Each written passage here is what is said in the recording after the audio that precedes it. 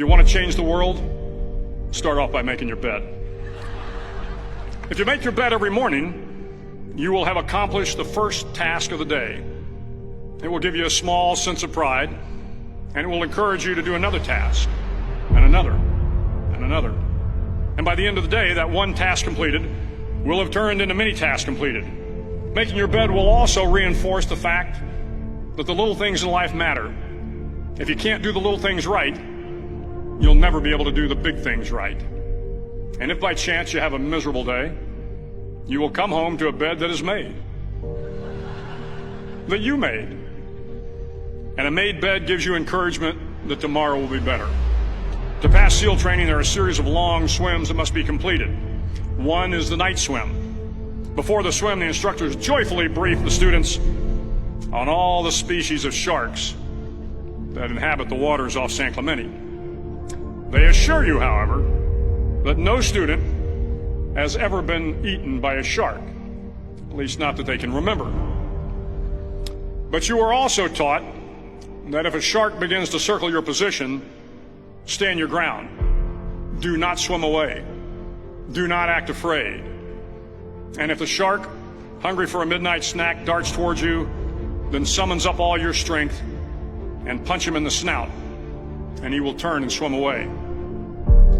There are a lot of sharks in the world. If you hope to complete the swim, you will have to deal with them. So if you want to change the world, don't back down from the sharks. Over a few weeks of difficult training, my SEAL class, which started with 150 men, was down to just 42. There were now 6 boat crews of 7 men each. I was in the boat with the tall guys, but the best boat crew we had was made up of the little guys, the Munchkin crew, we called them. No one was over 5'5". The Munchkin boat crew had 1 American Indian, 1 African American, 1 Polish American, 1 Greek American, 1 Italian American, and 2 tough kids from the Midwest. They out-paddled, outran, and outswam all the other boat crews.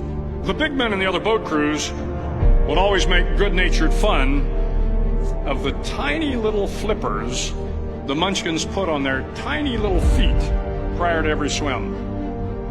But somehow these little guys from every corner of the nation and the world always had the last laugh, swimming faster than everyone and reaching the shore long before the rest of us. SEAL training was a great equalizer. Nothing mattered but your will to succeed, not your color, not your ethnic background, not your education, not your social status. If you want to change the world, measure a person by the size of their heart, not by the size of their flippers. The 9th week of training is referred to as Hell Week. It is 6 days of no sleep, constant physical and mental harassment, and 1 special day at the Mud Flats.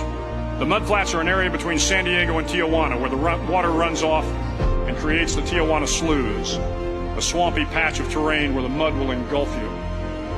It is on Wednesday of Hell Week that you paddle down to the Mud Flats and spend the next 15 hours trying to survive the freezing cold, the howling wind, and the incessant pressure to quit from the instructors. As the sun began to set that Wednesday evening, my training class, having committed some egregious infraction to rules, was ordered into the mud. The mud consumed each man till there was nothing visible but our heads. The instructors told us we could leave the mud if only 5 men would quit.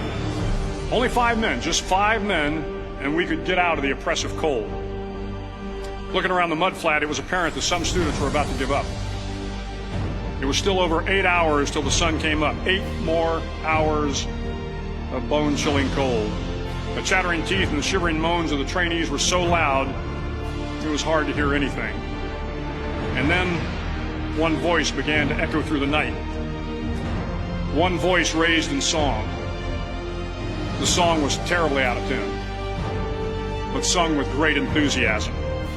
One voice became 2, and 2 became 3, and before long, everyone in the class was singing.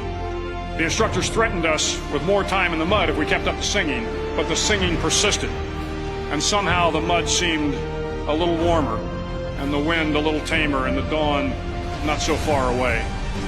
If I have learned anything in my time traveling the world, it is the power of hope. The power of one person, a Washington, a Lincoln, King, Mandela, and even a young girl from Pakistan, Malala. One person can change the world by giving people hope.